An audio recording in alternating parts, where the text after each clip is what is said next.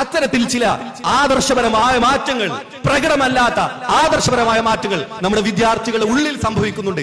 അതിനെയാണ് നമ്മൾ ലിബറലിസം എന്ന് വിളിക്കുന്നത്. അതൊരു വ്യക്തമായ ആശയമായ ഒരു പക്ഷേ നമുക്ക് കാണാൻ കഴിയില്ല. പക്ഷേ അതിന്റെ അനുരണനങ്ങൾ, അതിന്റെ ആശയചിന്തകൾ അവരുടെ ഹൃദയങ്ങളിൽ സ്ഥാനം പിടിച്ചിട്ടുണ്ട് എന്നതാണ് ഇത്തരം ലഹരി ഒരു വിഷയമല്ലാതായി മാറുന്നത്.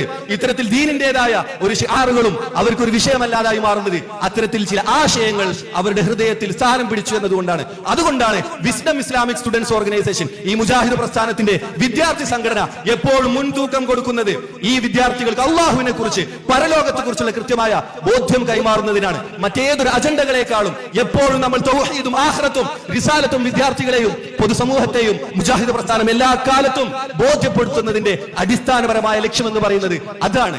മനസ്സിലുള്ള മാറ്റമേ ആ നിലക്ക് പൂർണ്ണമായും ശാശ്വതമായി നിലനിൽക്കുകയുള്ളൂ. അതിനപ്പുറത്ത് ഏതെങ്കിലും തട്ടിക്കൂട്ട് അജണ്ടകൾ ലഹരിക്കെതിരെ ക്രമീകരിച്ചത് കൊണ്ട് മാത്രമാവില്ല. അതെല്ലാം ഒരു ഭാഗത്ത് നടക്കട്ടെ, സാധ്യമാകുന്നവർ അത് ചെയ്യട്ടെ. പക്ഷെ നമ്മളെ സംബന്ധിച്ചിടത്തോളം, മുജാഹിദ് പ്രസ്ഥാനത്തിന്റെ വിദ്യാർത്ഥി സംഘടനയെ സംബന്ധിച്ചിടത്തോളം ഏറ്റവും പ്രധാനം അള്ളാഹുവിനെ ബോധ്യപ്പെടുത്തലാണ്. പരലോകം, അതിന് യാഥാർത്ഥ്യ ബോധത്തെ വിദ്യാർത്ഥികൾക്ക് കൈമാറലാണ്. അതാണ് ഈ ഒരു കേരള സ്റ്റുഡൻസ് കോൺഫറൻസിലൂടെ ഇൻഷാ അല്ലാഹ് നമ്മൾ ചെയ്തുകൊണ്ടിരിക്കുന്നത്. 2025 മെയ് 11 പെരിന്തൽമണ്ണയിലും നമ്മൾ അതാണ് ചെയ്യാൻ ഉദ്ദേശിക്കുന്നത് ഇൻഷാ അല്ലാഹ്.